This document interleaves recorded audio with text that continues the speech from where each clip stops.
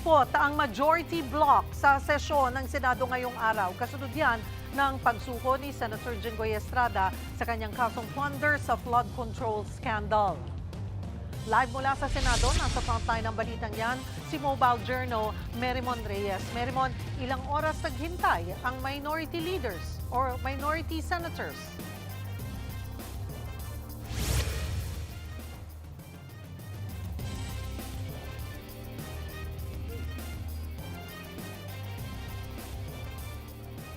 Cheryl, sa mga oras na ito, nananatiling waiting game pa para sa lahat ng mga tao yung kasulukuyang lagay dito sa labas ng session hall. Kanina kasi, dapat alas 5 ng hapon talaga magsisimula ang sesyon, lalo't pat ina-anticipate dapat nabibisita ang presidente ng Vietnam pero hindi ito natuloy, hindi rin naman nabago ang schedule ng sesyon. Ang nakita lang natin sa pagsisimula ng sesyon, kumpleto ang minority bloc senators. Ito yung 11 na mga senador pero isang oras at kalahati, magdadalawang oras na ang lumipas, hindi pa rin napupunan yung upuan ng majority bloc senators. Kanina lamang nakita natin na tumayo itong mga minority senators na Senator Mig Zubiri at lumakad sila sa pintuan sa likod naman ng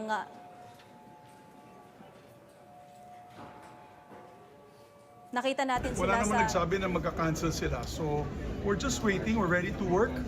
Alam mo, daming trabaho. Tayo ang minority. Long as it takes, we'll wait. Trabaho naman to eh.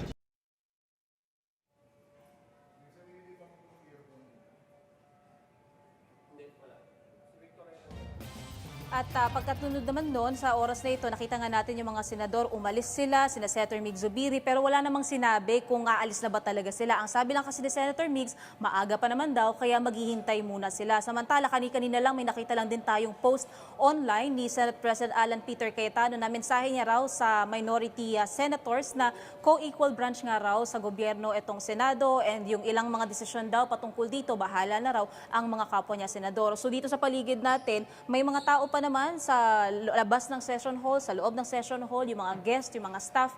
At sa mga oras na ito, nananatili tayong naghihintay pa sa pagpapatuloy kung magsisimula pa ang sesyon sa mga oras na ito.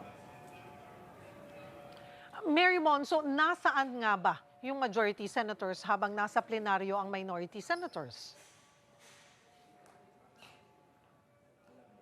Cheryl, ang nakita lang natin kanina nung umalis ng Senado si Senator Jinggoy Estrada, ang kasama niya si Senate President Alan Peter Cayetano. Nakasalubong natin si Senator Amy Marcos, pati si Senator Camille Villar at tinatanong natin kung may plano ba silang sumunod, sumama sa convoy, pero wala silang naging pagtugon. Sa paglilibot naman natin dito sa session hall, maging dito sa labas ng session hall, may mga staff naman dito ng majority bloc senators. Wala man sa ating nagkukumpirma kung nasaan sila, pero dahil sabi naman ni Senator Migs, wala naman daw notice kung hindi na magtutuloy ang sesyon para sa araw na ito, maaring nasa kanilang mga opisina lang ang majority senators. Cheryl.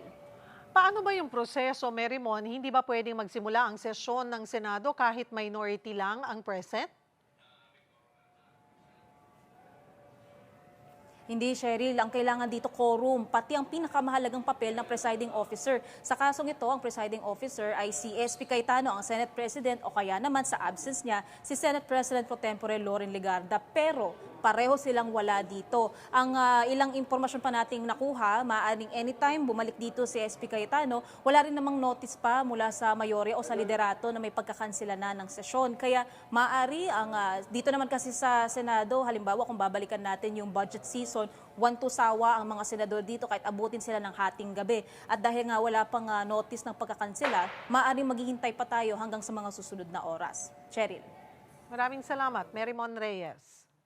Mga kapatid, Cheryl Hosing po.